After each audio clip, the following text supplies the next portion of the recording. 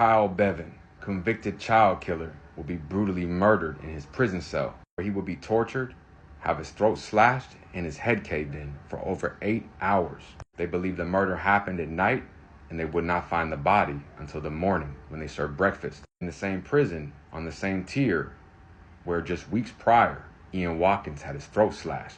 To understand how the officers didn't do their cell checks, let a dude get brutally tortured, and just sit in there dead for up to 8 hours, you have to understand he's in here for not only killing a child, it's a 2-year-old little girl that he tortured for over 6 hours, where she would ultimately die from over 101 wounds, bruises, lacerations, and broken bones. Kyle is not the biological father of this child.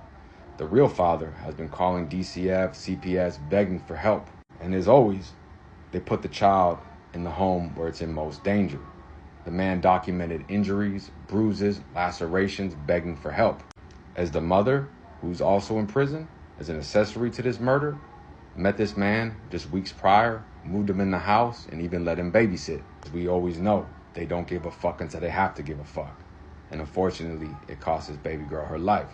Let's get into it. Dead convicted child killer, Kyle Bevan, grew up in southwest Wales. By his 30s, he had drifted through casual laboring jobs, surviving off alcohol and other substances. Going from couch to couch, he really had no stability.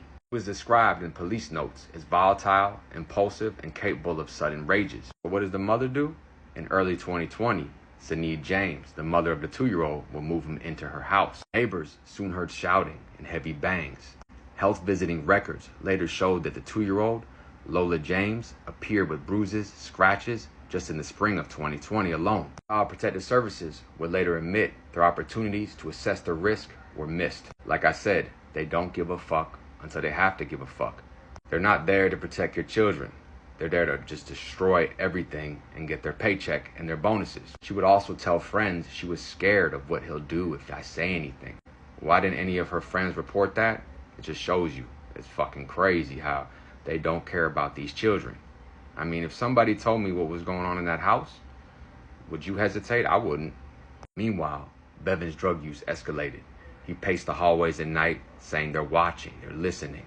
The agencies had all the signs to protect his child and did absolutely nothing. At around midnight, neighbors heard a crash and a child scream. Between midnight and 6 a.m., Bevan inflicted what the judge later called a sustained and frenzy attack. Forensic experts cataloged over 101 injuries, catastrophic brain trauma, retinal hemorrhages, bruising on every limb. Lola's small body was broken. The pattern of wounds matched shaking, stamping, and blunt force blows. Instead of calling for help, the dead child killer cleaned the scene, and at 6:30 a.m., he searched on his phone. My 2-year-old child has taken a bang to the head and gone limp. First of all, it's not your 2-year-old.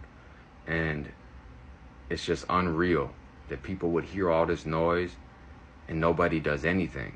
But let your kid get scratched playing football and they're going to try to take him out your house. After over an hour, the piece of shit would finally call an ambulance, where they would find the child unresponsive. And 4 days later, they would pronounce her dead. Police would quickly rule out Bevan's story that it was an accidental fall. Blood spatter analysis proved she was attacked in the living room. His clothing carried the child's blood. His toxicology showed alcohol and cocaine. In custody, he wept, then shouted, then fell silent. "You're making me out to be a monster," he said while he was crying. Yet, as the police would respond, the evidence did that for you. Finally, in March of 2023, prosecutors detailed months of escalating abuse. Expert witnesses said the injuries were comparable to those in a high-speed car crash. After deliberating less than 2 days, the jury convicted Bevan of murder and the mother, Sinead James, of causing or allowing the death of a child. For some reason, the judge sentenced Bevan to life imprisonment with a minimum term of 28 years and the mother only 6 years. The judge would be quoted saying, "You inflicted the most terrible suffering on a defenseless child. Your violence was sustained, deliberate, and devastating." Yet, none of this would be able if the mother wasn't such a piece of shit and didn't cover the tracks for this psychopath killer. And yet, they both have a chance to get out, and the mother, who brought this evil into the house, cleaned up after this evil, and knew it was wrong as she went and told her friends, and the father of the child, the biological dad, actually called over and over, demanding help, couldn't find the child, saying there's some man living in the house that he doesn't know, that the mother really doesn't know, and yet she only got 6 years, and he's eligible for parole after 28. However, as we know, he would not make that date. In the same prison where Ian Watkins, the disgraced pedophile and former lead singer of the Lost Prophets, would have his throat slashed and be found dead, bleeding out on the prison floor. Bevan would also have his day. Just after 8 in the morning, the alarm rang through the Wakefield prison. A cell door, an emotionless body. Bevan was found dead, beaten and stabbed with catastrophic head and throat injuries. The forensic team later documented that he had been locked in the cell with his attackers for hours.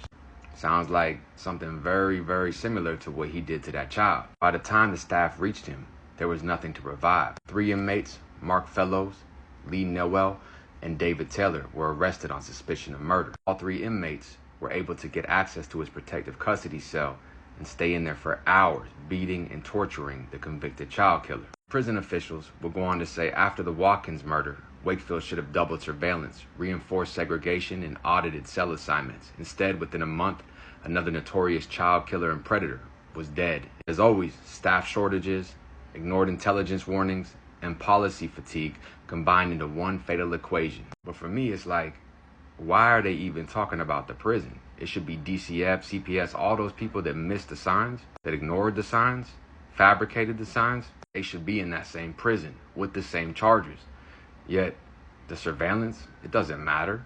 Official cause of death will be massive head and throat injuries, consistent with combined blunt and sharp force assault. After every institution failed this little girl, social services, the police, they failed to link the warnings, they failed to protect the child, and even the courts had delayed accountability until the outrage cooled. It took this piece of shit going to prison around some of the most violent career offenders to finally get the justice that he truly needed. As he would hold a baby and beat her for hours, he would be gutted and beaten for hours himself. In protective custody, where 3 men would cut his throat and torture him for over 8 hours. Fuck him. Stay out. Stay free. Us.